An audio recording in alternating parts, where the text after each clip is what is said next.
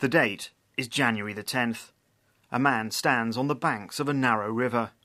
Behind him, in the dark, ranks of battle-hardened soldiers wait for his order. The river is called the Rubicon. The year is 49 BC. And the man is Julius Caesar, governor of the Roman province of Gaul. Now, Caesar had with him not more than 300 horsemen and 5,000 legionaries, for the rest of his army had been left beyond the Alps. This is from an account by the historian Plutarch, writing around the end of the 1st century. He saw, however, that the beginning of his enterprise and its initial step did not require a large force at present, but must take advantage of the golden moment by showing amazing boldness and speed. He is standing on the banks of this river.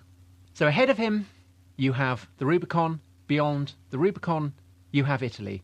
Behind him, you have Gaul, which for 10 years has been the scene of extraordinary triumphs and conquests. Caesar, in that period, he has performed astounding feats. Tom Holland is the author of Rubicon, an account of the final stages of the Roman Republic. Julius Caesar, he says, despite his achievements, is about to become an outlaw if he crosses the river.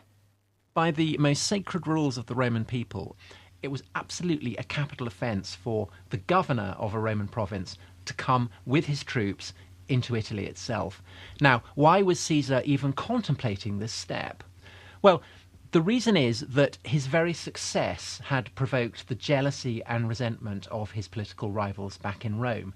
They had been manoeuvring to try and strip him of his rank, because once they did that, then he would be liable for prosecution.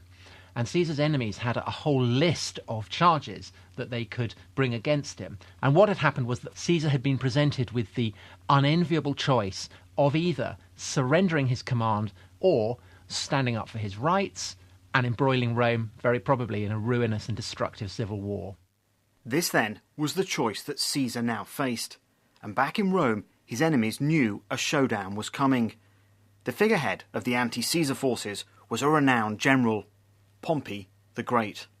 Caesar is a latecomer to high prestige and success. Pompey has been doing it since he was a very, very young man.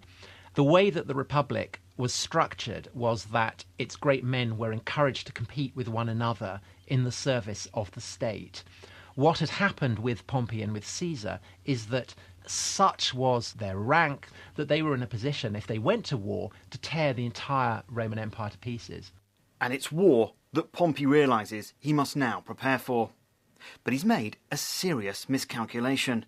Pompey and the senators who back him think Caesar must wait for the bulk of his army to arrive from Gaul.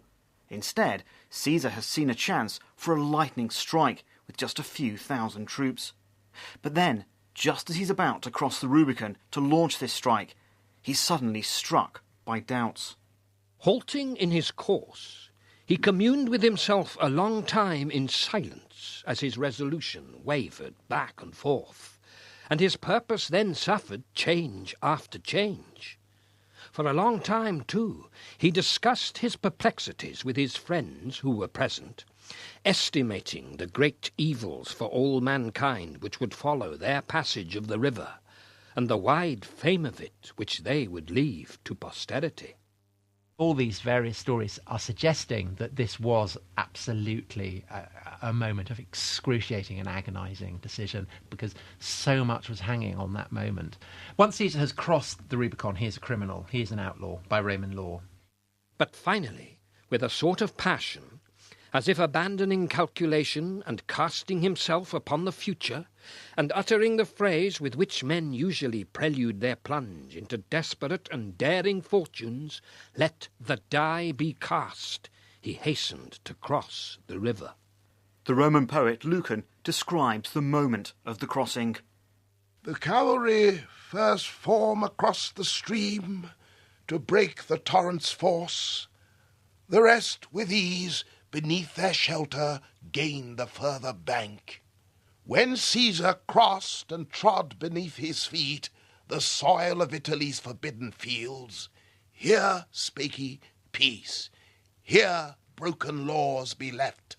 Farewell to treaties, fortune lead me on. War is our judge, and in the fates our trust. Blitzkrieg is what ensues. Caesar descends like a lightning bolt on Rome, where the news of his approach generates utter panic. People hadn't foreseen this happening, so Pompey gives the order for Rome to be evacuated.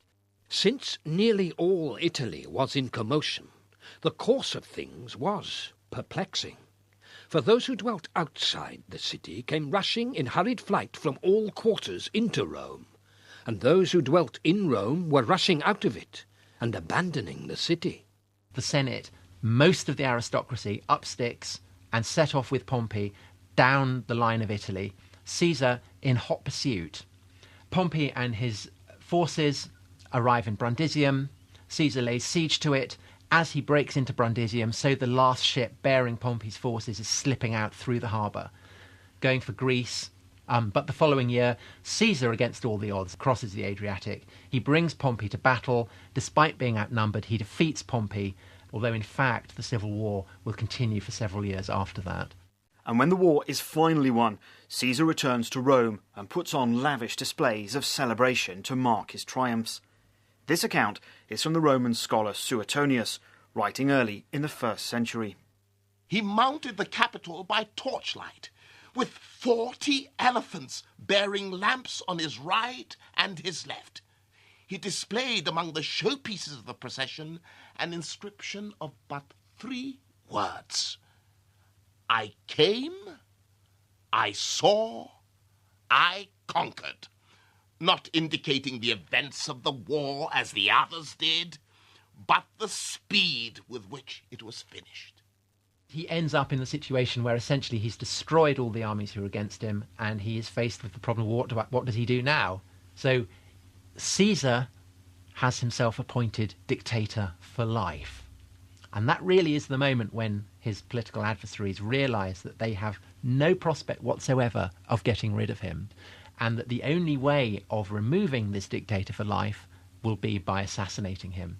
And the consequence of that is the conspiracy that attains its fulfilment on the Ides of March and leaves Caesar dead.